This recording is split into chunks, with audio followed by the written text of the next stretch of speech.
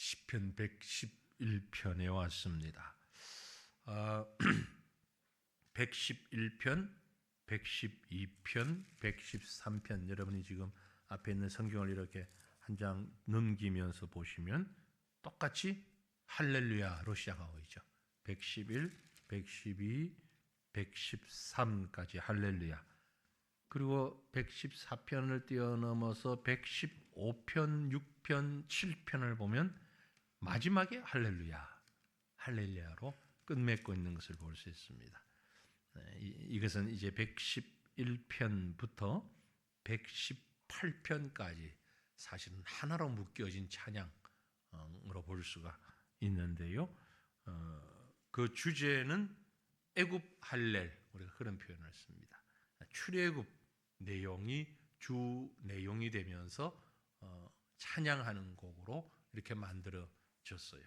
그래서 이스라엘 백성들은 이 111편부터 118편까지를 중간에 어느 한 것을 잘라서 하기도 하고 이 시편들을 주로 6월절에 찬송했던 그런 찬양으로 알려져 있습니다. 특별히 이제 111편 또 112편 그리고 뒤에 119편 이런 시편들을 답관체라고 얘기를 합니다. 답관체. 답관체가 무슨 말이냐면은 알파벳 시편이다 라는 거죠.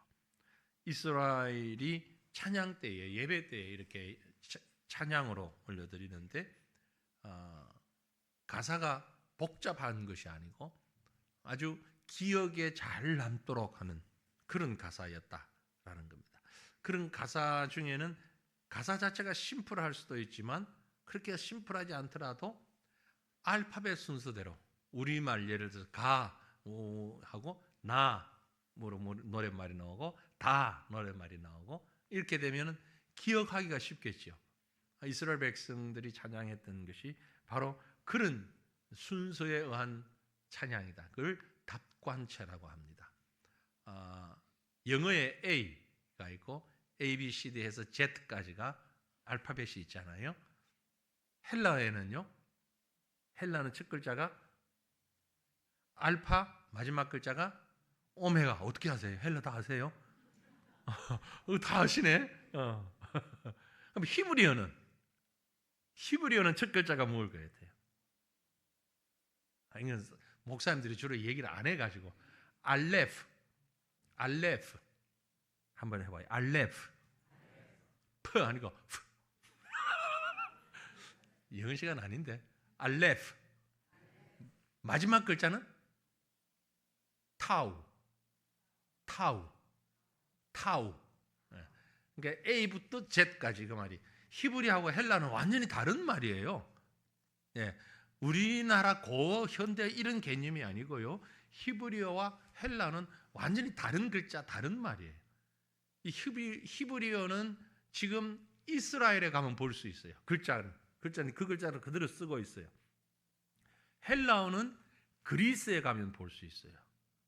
그리스하고 이스라엘하고 같은 나라가 아니잖아요. 같은 민족 아니에요.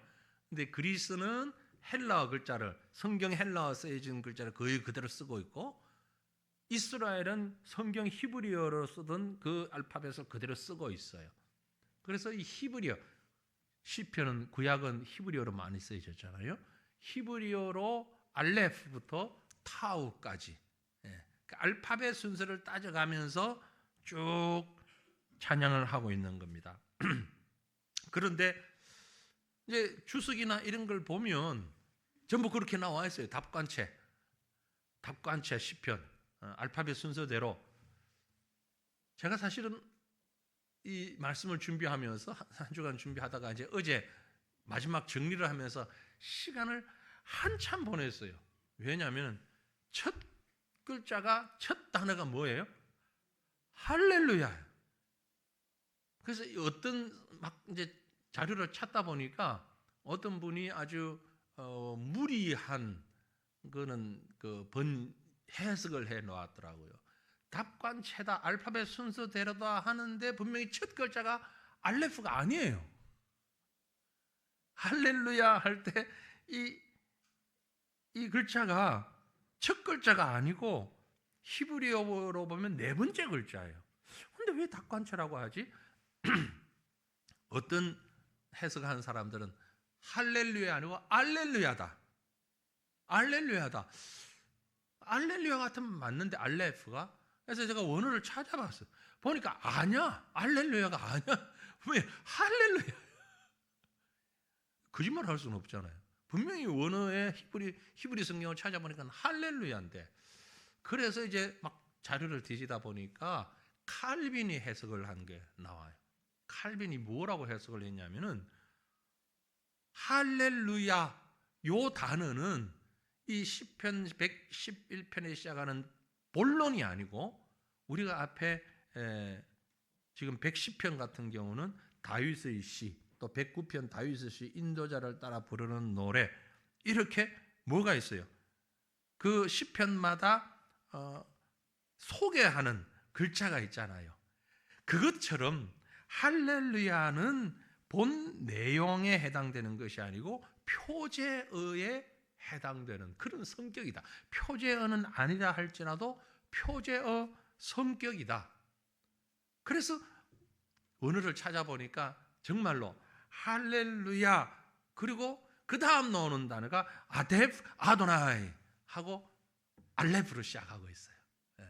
제가 어제 이 히브리어 낭송 시편 111편 낭송을 한 10대 번 들은 것 같아요. 정말 인터넷에 들어가면 우리 성경 녹음해 놓은 것처럼 히브리어 성경 녹음해 놓은 게 있어요. 그걸 이제 들어봤어요. 그러니까 분명히 첫 글자는 할렐루야, 알레프 아도나이 이러면서 이제 낭송하는 걸 볼 수 있었어요. 그러면서 10절까지인데 그러면은 히브리어 알파벳 자음이 몇 자길래? 22자입니다. 22자.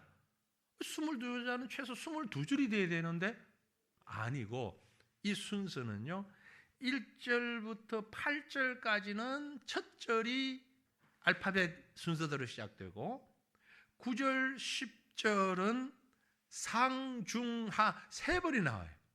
그 알파벳이. 이러면서 마지막 절까지 해서 타우까지 연결이 되는 거예요. 한 절에 한 번만 나오는 게 아니고 두 번 혹은 세 번 이러면서. 그래서 우리는 지금 전혀 익숙하지가 않지만 유대인들은 이 성경을 들으면 금방 암기가 되는 거예요. 가, 나, 다 이렇게 순서대로 나가니까 그 뒤에 나오는 말은 조금만 기억하면, 몇 번만 들으면 싹 암기가 되는 그런 구조로 되어 있다. 우리는 아무리 들어도, 특별히 히브리어를 아무리 들어도, 저도 뭐 신학교 다닐 때 조금 공부를 했지만 그 다음에는 안 했잖아요. 그러니까 아무리 들어도 알파벳 순서대로 외워지진 않아요. 예. 뭐 구약을 아주 전공한 사람이면 몰라도 그렇지 않은 사람, 제가 10대 번 들었는데도 기억나는 것은 할렐루야, 오뎃 아도나이, 그거까지만 딱 세 단어만. 그게 요즘 무슬림들이 꾸란 낭송하듯 다 그런 사이클입니다. 다 그런 의미로 제가 어제 그걸 들을 때 누가 제 방 앞을 지나가면 목사님 설교 준비를 안 하고 뭐 꾸란 듣나? 뭐 이렇게 생각하셨을 것 같아. 꾸란 낭송하는 것 같은 그런 소리로 멜로디로 쭉 있어요. 아무튼 잘 암송되도록, 그러나 표제가 없고 이런 걸로 봐서 이스라엘 백성들, 유대인들이 정말 익숙한 그런 노래로 불렀다라는 것을 먼저 생각할 수 있고요. 그래서 111편은 크게 두 분류를 나눌 수 있습니다. 두 단락으로. 하나는 하나님의 행하심, 하나님의 일하심을 노래하고, 또 그 다음에는 그 일로 인한 나타난 결과를 노래하는, 둘 다 찬양인데 앞부분은 하나님이 행하시는 일, 이걸 찬양하고 있어요. 1절을 조금 깊이 보기를 원하는데요. 같이 한번 읽습니다. 할렐루야, 내가 정직한 자들의 모임과 회중 가운데에서 전심으로 여호와께 감사하리로다. 제가 여러 번 들으면서 계속 확인을 했던 이유가 이제 여러 가지 이유가 있는데, 그 중에 하나가 할렐루야. 우리처럼 할렐루야 그러지 않아요. 아무리 들어봐도, 그리고 글자를 봐도 할렐루야, 할렐루야. 지금 제가 하는 것보다 훨씬 더 악센트가 있게 할렐루야 이러고 있더라고요. 할렐루야. 그리고 글자도 띄어쓰기가 돼 있어요. 할렐루야하고 야하고는 떨어져 있어. 이게 왜 이렇지? 왜 할렐루야를 하나의 단어인 줄 알았는데 아니에요. 할렐루야. 야를 되게 힘을 줘요. 유난히 힘을 줘요. 왜 이렇게 읽을까? 왜 이렇게 지금 떨어져 있을까? 그리고 보니까 할렐루야라는 단어가 두 단어가 합쳐진 단어예요. 한 단어가 아니고 할렐루 그리고 야, 두 단어가 합쳐졌다면 할렐루라는 말은 무슨 뜻이냐면 찬양하라, 찬양하라. 야는 야훼, 여호와, 여호와를 찬양하라. 할렐루 그것만 해도 찬양하라 라는 말이 되는 거예요. 그 다음에 야, 여호와를 찬양하라. 그러니까 할렐루보다 어디에 더 힘이 가 있나니 야에 힘이 가 있어요. 혹시 여러분이 나중에 인터넷 한번 찾아보셔요. 글자 몰라도 괜찮아. 히브리어 낭송 성경 한번 찾아봐요. 여러분. 할렐루야 여호와를 찬양하라. 다시 한번 생각해 보면 얼마나 중요한 말인지 몰라요. 우리가 찬양은 많이 하잖아요. 사람에 아유 오늘 참 예쁩니다. 참 멋지시네요. 또 우리가 참말 30% 거짓말 70% 보태가지고 아유 요즘 얼굴 좋아 보이시네. 세월을 거꾸로 가나 봐. 방부제 드시나 봐. 왜 이래? 안 늙고 젊어지셔. 30% 참말에 70% 거짓말이거든요. 거짓말이라기보다 그저 기분 좋으라고 하는 말. 정말 30%는 정말 젊어 보일 때 아유 방부제 미모야. 늙어가질 않는데. 이것도 찬양이거든요. 할렐루야예요. 할렐루.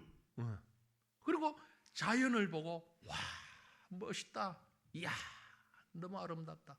너무 멋지다. 너무 웅장하다.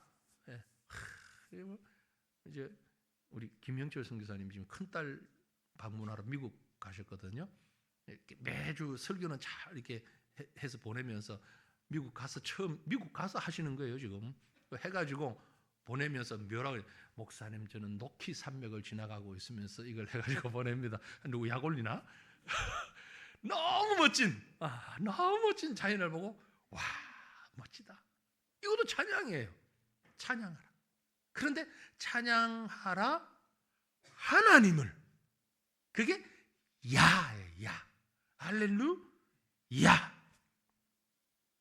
찬양의 대상도 많고 참 이 존경의 대상도 많고 우리 지금 성지순례를 가보면 소아시아 지역 터키에서부터 쭉 올라가서 이제 마게도니아, 고린도, 데살로니가 이렇게 해서 그리스 그리고 그 옆으로 넘어가서 이제 유럽 쪽으로 이 지역들이 지중해 연안이 참 아름답잖아요.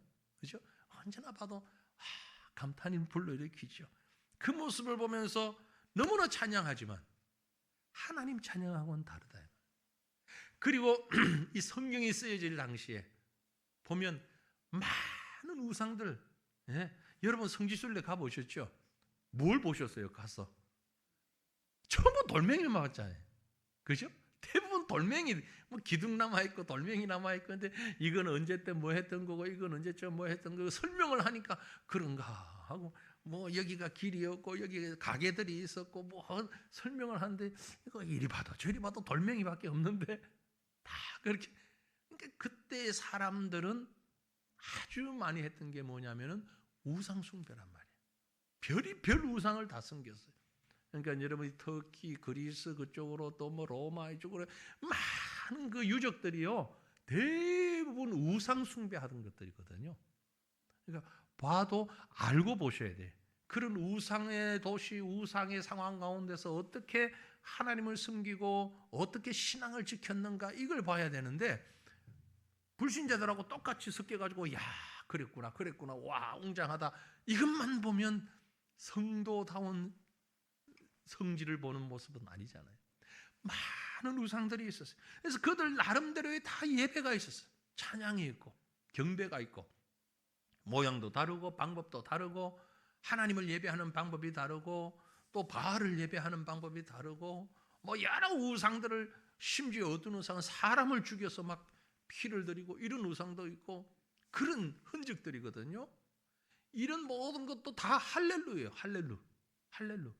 그런데 마지막 야, 할렐루야, 여호와를 찬양하라. 하나님을 찬양하라. 다른 것 말고 여호와 하나님을 찬양해라. 그래서 앞으로 우리 할렐루야 부를 때는 야의 힘을, 야, 할렐루야, 할렐루야. 괜찮아요. 예. 여호와를 찬양, 할렐루야, 하나님을 찬양. 요즘 우리는 좀 다를까요? 아니에요. 요즘 우리도 똑같아요.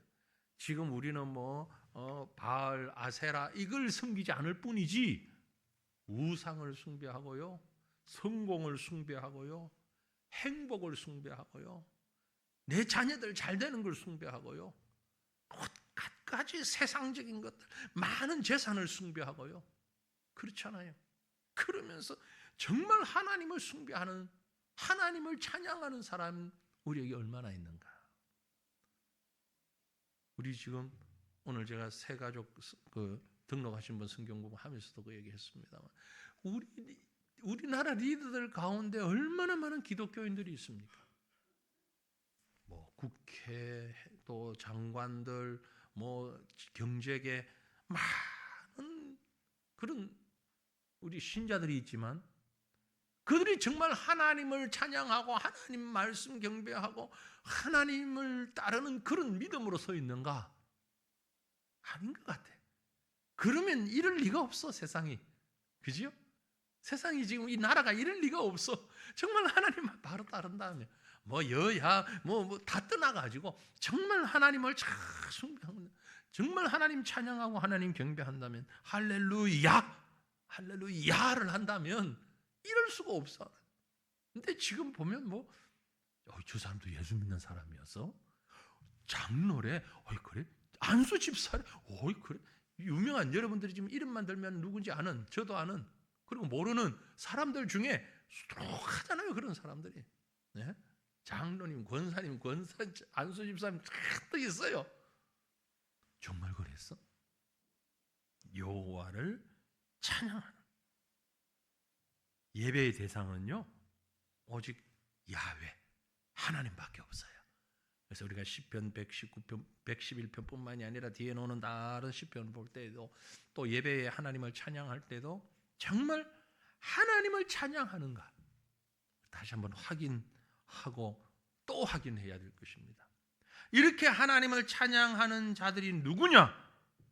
보면 할렐루야, 내가 정직한 자들의 모임과 회중 가운데서 전심으로 여호와께 감사하리라. 다 1절을 계속 보시면 그 다음에 강조가, 내가 정직한 자들의 모임과 회중 가운데서 여호와를 찬양하는데 어디서? 내가 정직한 자들의 모임과 회중 가운데. 모임과 회중이 어떻게 달라요? 같은 거 아닌가요? 같은 의미로 볼 수 있는데, 모임은 소규모의 어떤 사적인 모임이라면 회중은 대규모의 공적인 모임, 공적인 집회. 그러니까 적게 모일 때나 많이 모일 때나, 구역이 모였을 때나 온 교회가 다 모였을 때나, 친구들끼리 모였을 때나 온 성도들이 다 모임 예배를 할 때나, 그때가 언제든지 정직한 자들, 하나님의 사람들, 하나님과 함께하는 사람들이 10명이 모였건 2명이 모였건 100명이 모였건 1000명이 모였건 어디서든지 하나님이 함께하는 사람들이 모인 곳에서 할렐루야, 하나님을 찬양하라 그 말이에요. 네. 우리 둘밖에 없으니까 오늘은 신앙 얘기하지 말고 어제 우리 맛있는 거 먹고 다른 얘기하자. 그게 아니고 둘이 모였던 200명이 모였던 하나님을 찬양하라, 여호와를 찬양하라, 할렐루야. 정직한 자들이 모인 곳에, 그 말입니다. 기도를 드리는 것도 찬양을 하는 것도. 그리고 이어서 나오는 말씀은 할렐루야 내가 정직한 자들의 모임과 회중 가운데서 전심으로 여호와께 감사하리로다. 전심으로 온 마음으로. 심은 마음이죠. 전부 모든 마음을 다하여서. 이건 관심 정도 있는 걸 마음이라고 말하지 않습니다. 이 심자가 써야 될 마음이라고 했을 때는 육신이지만 그 영혼에 가까운 모든 인격, 지정의가 포함되어 있는 이 말이 전심이에요. 전인격적으로. 이 전, 온 마음을 다하여 한자로 전부전이라고 그러나요? 전, 히브리어를 보면 콜이라는 단어인데요. 콜, 나뉘어지지 않았다. 나뉘어지지 않았는데 처음부터 아주 완전한 하나. 죄송합니다. 우리 경상도 사람들, 경상도 사투리 가운데 온거, 그 무슨 말이에요? 온거. 통찰 하나. 100% 온거. 어릴 때 온거짜리 기억납니까? 그런 말? 온거. 쪼개지지 않고 하나밖에 없는. 이 온거라는, 온이라는 말이 전이라는 얘기예요. 이 온이라는 말이 우리 옛말에, 우리말에 순수 한국어의 100%라는 말입니다. 온전히 할 때 이 한자가 변형됐는데 순수 우리말의 온이라는 글자가 100%라는 뜻이에요. 그래서 온 마음으로, 전심으로 전혀 나누어지지 않은 하나님을 찬양하는 마음이, 절반은 여기, 절반은 하나님께, 절반은 내가, 절반은 하나님을, 절반은 누구를 높이고 절반은 하나님 높이고, 이게 아니란 말이에요. 하나님을 찬양할 때 100% 하나님을 찬양하는 것. 신약성경 야고보서에 보면 야고보가 하나님께 지혜를 구할 때 전심으로 구해라 그렇게 표현하죠. 야고보서 1장 5절부터 8절인데요. 우리 같이 한번 읽습니다. 너희 중에 누구든지 지혜가 부족하거든 모든 사람에게 후히 주시고 꾸짖지 아니하시는 하나님께 구하라. 그리하면 주시리라. 오직 믿음으로 구하고 조금도 의심하지 말라. 의심하는 자는 마치 바람에 밀려 요동하는 바다 물결 같으니 이런 사람은 무엇이든지 주께 얻기를 생각하지 말라. 두 마음을 품어 모든 일에 정함이 없는 자로다. 두 마음을 품는 것, 마음이 나뉘어지는 것을 말하죠. 그건 전심이 아닙니다. 반심. 그런 말이 있는지 모르겠지만 분심, 쪼개진 마음. 우리는 하나님께 반심, 분심, 3분의 1, 10분의 1 이게 드리는 사람이 아니라 전심을 드리는 사람, 전심으로 하나님을 찬양하는 사람. 이게 진정한 찬양이 되어야 한다라는 겁니다.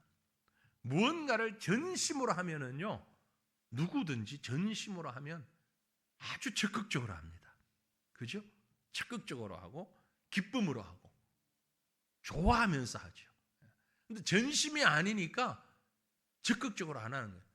찬양을 해도 전심을 하는 사람은 막 찬양하는데 반심하는 사람은 딱 보면 알아요. 이제 반심인지 분심인지. 나뉘어진 마음인지. 하나님을 찬양하는데 전심으로 하는, 전심으로. 물론 어떤 이 겉으로 드러나는 모습만을 얘기하는 게 아니고요. 우리의 중심이 정말 하나님을 찬양하라, 하나님을 높이는 그런 모습을 얘기하고 있는 겁니다. 자, 이제 2절로 연결돼서 한번 나가봅니다. 2절, 여호와께서 행하시는 이 일들이 크시오니 이를 즐거워하는 자들이 다 기리는도다. 여호와 하나님이 행하신 일들 위대하다라는 얘기입니다.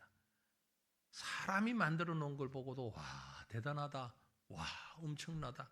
여러분 롯데 타워 세우는 걸 보고 이야 어떻게 저렇게 세웠을까, 대단하지 않습니까? 바다를 가로질러서 영종대교라 인천공항 가는 곳에 그 다리를 이렇게 해놓은 걸 보면 이야 대단하다, 사람이 어떻게 이렇게 하지? 사람이 해놓은 걸 보고도 와 감탄하는데 하나님이 해놓으신, 하나님이 하신 것만 보면 와, 엄청나죠. 우린 지금 엄청 초스피드 시대에 살아가고 있잖아요. 저희 어릴 때 아이들이 만화 보면서 한 얘기가 뭐예요? 야, 미래 세대에는 사람들마다 전화기를 들고 다니면서 전 세계 어디를 가도 이런 세상이 온대. 만화에서 보던 얘기잖아요. 그래요, 안 그래요? 지금 우리 해외여행 갈 때 다 자기 전화 들고 나서 로밍 해가지고 뭐 그렇게 하고 있잖아요. 불과 같은 세대에 우리 어린 시대하고 지금하고 이렇게 달라져 버렸어요. 와, 대단하다. 사람들이 하는 일이. 그런데 하나님이 행하신 일은 우리가 상상을 초월하는 일이에요. 상상을 초월하는.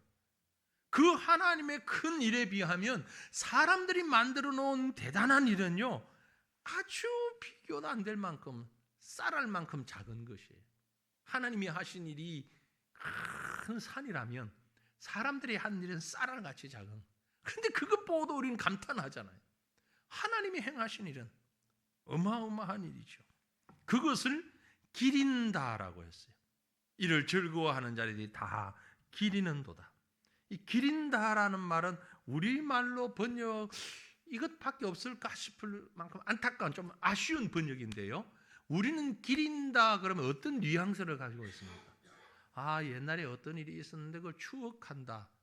네, 추억이라는 단어에 가까운데 사실은 이 단어는 그 말에 가까운 게 아니고요. 스타디예요. 스타디. 연구한다.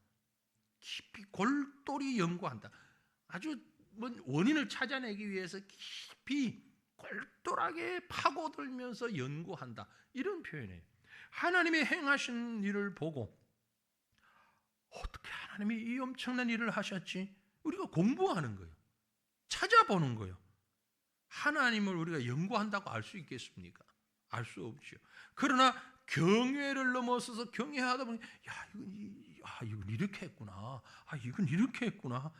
살피면서 구조를 살피고 내용을 살피면 이건 알고 보니까 이게 종이였네. 종이를 가지고 이런 걸 했어.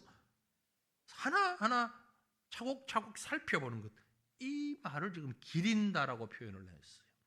하나님을 찬양하는 것은 하나님이 행하신 일들을 하나하나 찾아가는 거예요. 그러니까 오히려 묵상한다. 그 말이 좀 더 가까울는지도 몰라요. 우리가 하나님이 하신 일을 창조부터 하나하나 기도하면서 이렇게 생각할 때에 마음에 묵상하고 있잖아요. 연구한다. 아무리 우리가 연구를 해도 하나님을 알 수는 없죠. 왜냐하면 우리는 피조물이고 하나님은 창조주예요. 그럼에도 불구하고 그가 하신 일이 너무 대단하신 일이기 때문에 바로 이어서 나오는 3절이 그렇게 표현합니다. 그의 행하시는 일이 존귀하고 어미하며 그의 의가 영원히 서 있도다. 하나님이 하시는 일 존귀한 일이에요. 어미한 일이에요. 이 어미라는 말은 존귀하다, 어미하다라는 말은 왕에게 해당되는 말이에요. 왕을 표현할 때, 왕이 어떤 행위를 하거나 왕의 상황을 표현할 때 사용되는 말이 존귀하다, 어미하다, 영원하다. 하나님을 연구해 보니까, 하나님을 기리고 묵상해 보니까 우리가 할 수 있는 것은 가장 사람 중에 높은 사람을 향해서 하는 표현. 사람 중에 가장 높은 사람이 하나님, 왕이잖아요. 그 왕을 높이는 표현으로 하나님이 하신 일이 이렇게 의미하고 존귀하고 영원합니다. 출애굽기에 보면 그런 표현이 나오죠. 출애굽기 15장 11절에 여호와여 신 중에 주와 같은 자가 누구니까? 주와 같이 거룩함으로 영광스러우며 찬송할 만한 위엄이 있으며 기이한 일을 행하는 자가 누굽니까? 그래서 할렐루야라고 해요. 할렐루야. 여호와만을 높입니다. 하나님 같은 분을 우리가 어디서 또 볼 수 있습니까? 이런 분이 어디에 있습니까? 주와 같이 거룩하고 영광스럽고 찬송할 만한 위엄이 있는 분. 하나님의 의를 드러내는 거죠. 사람은 드러내면 드러낼수록 추함만 나타나죠. 그죠? 여러분, 장관 후보자 오르지 않은 것을 감사하시길 바랍니다. 여러분 중에 저를 포함한, 저도 얘 아니고 우리 중에 누군가 장관 후보자가 되었다면 그날부터 탈탈 털리는 거예요. 탈탈. 청문회 가보면 야, 저런 건 어디서 찾았을까? 그 자료를 하여튼 뭐 사돈의 8조까지 탈탈 털어.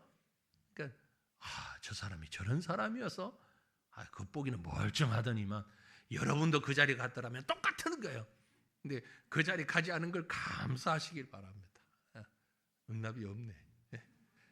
대통령 새로 뽑는다고 혹시나 더 흠물킬까 봐 제가 지금 말씀드리는 거예요. 이번엔 내가 장관으로 뭐 될라나. 천만에 탈탈 털려. 불러도 가지 마십시오. 불러도 지금이 좋사오니 그대로. 사람은 털면 허물밖에 안 나와. 하나님은 털면 털수록 존귀함만 나와. 영광스러움만 나오는 거예요. 그래서 여호와여 신중에 주와 같은 이가 누가 있으며 주와 같이 거룩함으로 영광스러우며 찬송할 만한 위엄 기이한 일을 행한 자가 누구겠습니까? 여호와 하나님밖에 없습니다. 이 고백을 지금 하는 거죠. 4절입니다. 그의 기적을 사람이 기억하게 하셨으니 여호와는 은혜로우시고 자비로우시도다. 야, 얼마나 그 놀라운 하나님의 은혜를 우리가 기억하게 했다는 거예요. 하나님의 기적을, 그의 기적을 하나님이 하고 하나님이 하시고 하나님이 기억하고 하나님 혼자 간직하신 것이 아니라 그 하나님이 하신 일을 우리가 기억하도록 우리가 깨닫도록 해주셨다 이 말이에요. 그의 기적을 사람이 기억하게 해주셨어요. 우리가 뭔데 하나님이 우리를 이처럼 레벨업을 시켜주셨냐고요. 창조주 하나님과 피조물인데 우리를 하나님이 다 레벨업 시켜서 하나님이 하신 일을 기억하고 생각할 수 있도록, 이 엄청난 일. 앞에서 서두에서 말씀드린 대로 이렇게 표현하는 것 가운데 가장 큰 배경에는 출애굽이라는 역사가 있습니다. 우리가 지금도 봐서도 그렇지만 이스라엘 사람들 자신들조차도 출애굽한 본인들조차도 때에 따라서는 불평도 하고요. 때에 따라서는 우리가 애굽의 가마솥 곁에 있을 때가 좋았다 이런 얘기도 했지만, 그러나 근본적으로 그들 자신도 어떻게 이런 일이, 어떻게 이런 출애굽 같은 이런 역사가 하고 감탄했고, 그 후손들로 갈수록 더욱더 그런 거예요. 시대가 지나갈수록 야, 언제 우리 100년 전에 50년 전에 그 출애굽 역사 있잖아.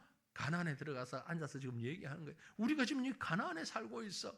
하마터면 우리는 아직도 애굽에 있을 뻔했는데 하나님이 우리를 다 오죽했으면 떠낸 바위라는 표현까지 했잖아요.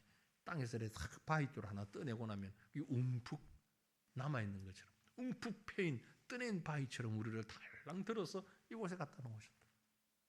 이건 하나님의 능력 아니면, 하나님의 역사 아니면 할 수 없는 거예요. 그래서 그들은 모일 때마다 하나님을 찬양하면서 출애굽 역사를 생각했던 거예요.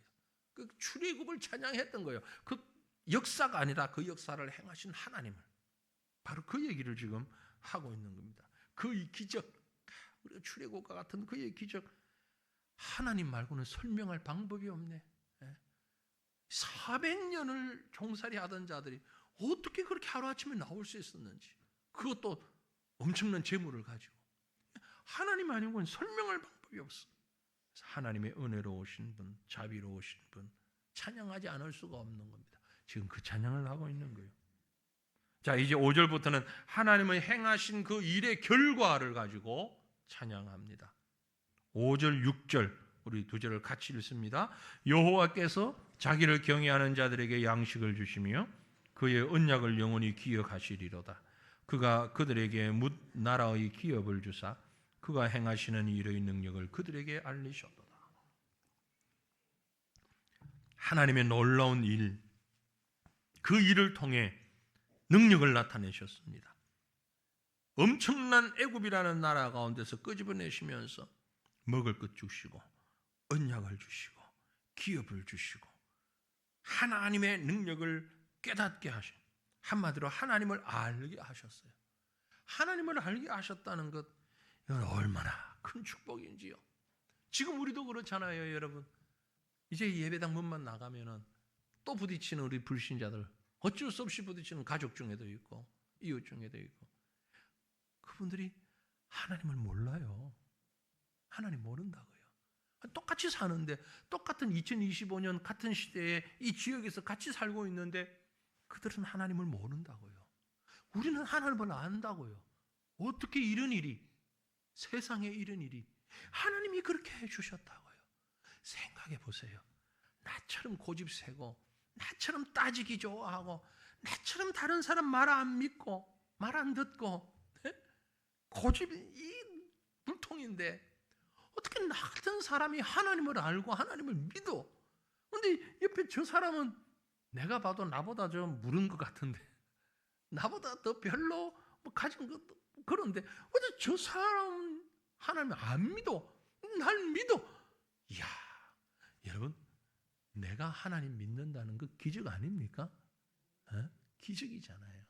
그걸 노래하고 하나님이 분명히 그 애국 가운데서 우리를 끄집어내셨다. 야, 있을 수 없는 일이야. 끄집어내셨어. 구원하셨어. 엄청난 것은 가나안에 들어갈 때 여리고성이 무너졌잖아요. 이 여리고성이 무너졌다라는 얘기는 글쎄 뭐라고 얘기를 해야 우리가 실감이 날까요? 뭐 우리 경제인은 아니지만 잠깐 미국이 우리나라 관세 뭐 25%인가 26%인가 엄청난 관세를 매겼다고. 그게 보통 일이 아니더라고요. 하고 보니까 우리가 1,000원짜리를 수출했는데 미국서는 1,250원에 사야 되는 거잖아요. 25% 관세가 붙으면은요, 훨씬 비싸지는 거잖아요. 저 오만 방자한 미국이 갑자기 내일 아침에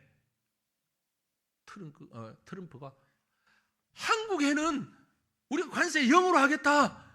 잘못했습니다. 대한민국 사람들, 코리안 내가 잘못했습니다. 용서해 주세요. 이런 일이 일어날 수 있을까요? 없을까요? 말도 아니지. 말도 아니지. 그런데 그런 일보다 더 기적 같은 일이 우리가 하나님을 알았다. 내가 하나님을 알게 되었고 세상 사람들이 우리가 하나님의 사람인 걸 알고 여리고성이 무너진 거예요.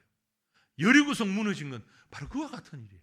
도저히 일어날 수 없는 일이에요. 도저히 있을 수 없는 일을 하나님이 하신 거예요. 여리고를 한 방에 무너뜨린 거예요. 그래서 하나님이 행하시는 일의 능력을 그들에게 알리셨다. 동일하신 하나님께서 오늘 저와 여러분의 형편도 살피시고 해결하시고 인도하시는 줄 믿으시길 바랍니다. 안 되는 일이 너무너무 많고 여리고성 같은 미국의 관세보다 더 엄청난 것이 여러분 앞에 놓여져 가지고 지금 해결이 안 된다 할지라도 하나님이 하시면 하십니다. 그 하나님의 능력을 믿고 찬양하는 거죠. 7절 8절입니다. 같이 읽습니다. 그의 손이 하는 일은 진실과 정의이며 그의 법도는 다 확실하니 영원 무궁토록 정하신 바요 진실과 정의로 행하신 바로다. 아멘. 하나님이 행하시는 건요 언제나 진실하고 언제나 확실하고 언제나 정의롭고 의롭다라는 얘기.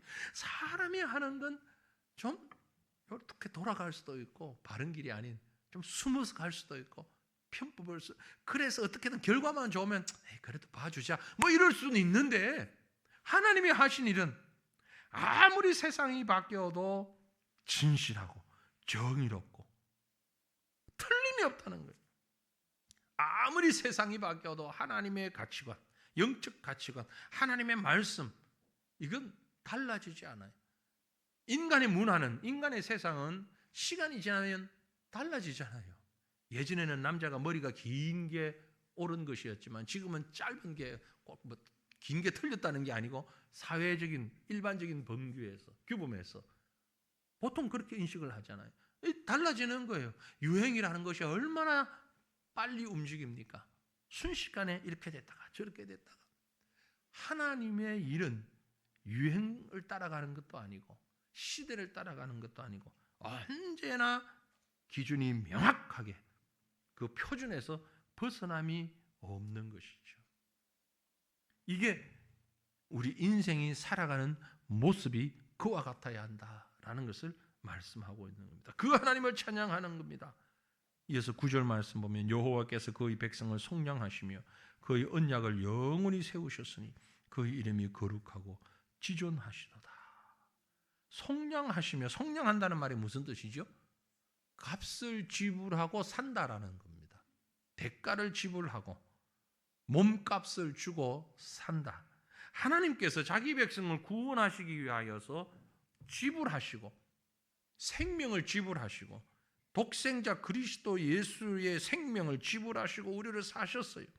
그리고 그의 언약을 영원히 세우신 하나님입니다.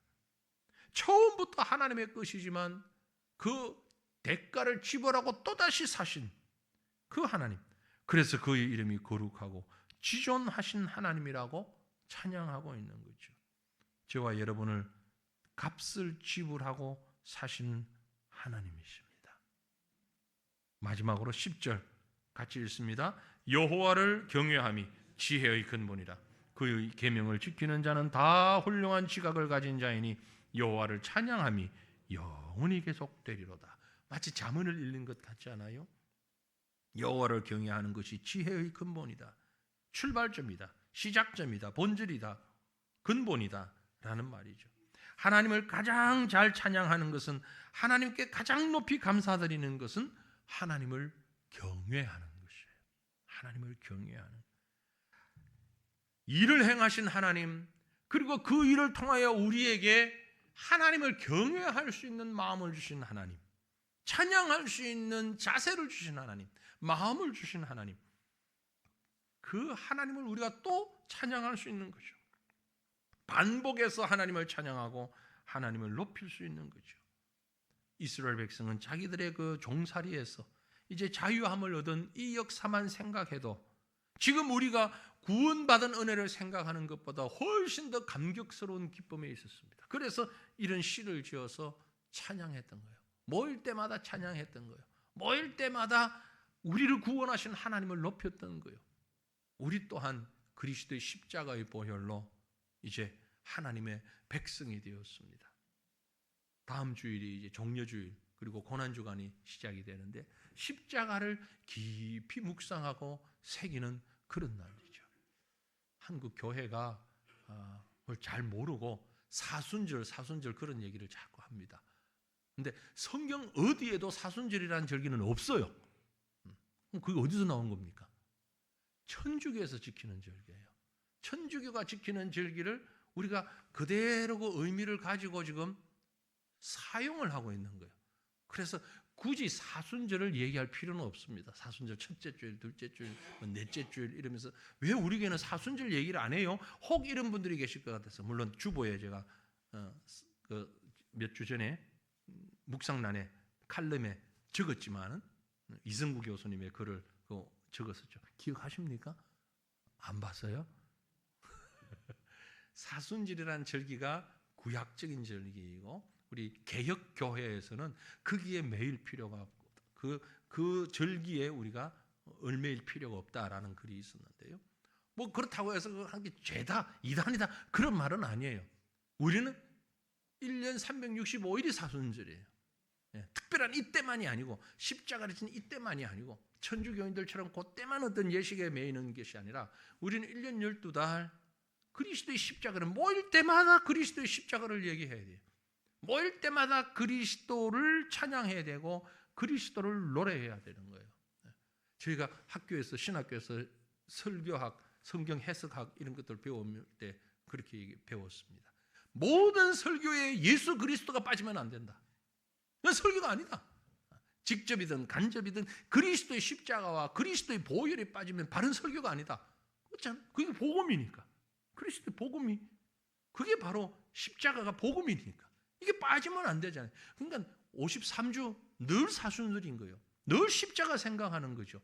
늘 그리스도를 생각하는 거예요. 그 고난을. 이게 없어서는 안 될 것이라는 얘기죠. 지금 이 시편 121편을 짓고 노래한 자들은요.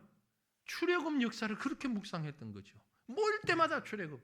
야, 우리가 할 수 없는 일을 하나님이 기적같이 행하셨어. 이게 여호와야. 그래서 할렐루야. 여호와를 찬양해야 되는 거예요. 하나님을 찬양해야 되는 거예요. 지금 오늘 아침 먹을 게 없다 할지라도 우리에게 자유를 주신 하나님을 찬양해라. 여호와, 할렐루야, 할렐루야. 여호와를 찬양해라.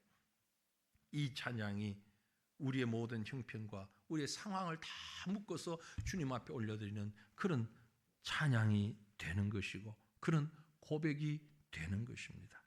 오늘 우리가 이 시편 111편을 묵상하면서 그 시대 그 성도들과 같은 그런 마음으로 날마다 하나님을 찬양하고 우리를 구원하신 나를 위해서 속량해 주신 하나님의 손길 감사하고 그 십자가를 묵상하면서 살아가는 우리의 믿음의 삶이 될 수 있기를 간절히 바랍니다. 기도합니다. 우리 한 마음으로 말씀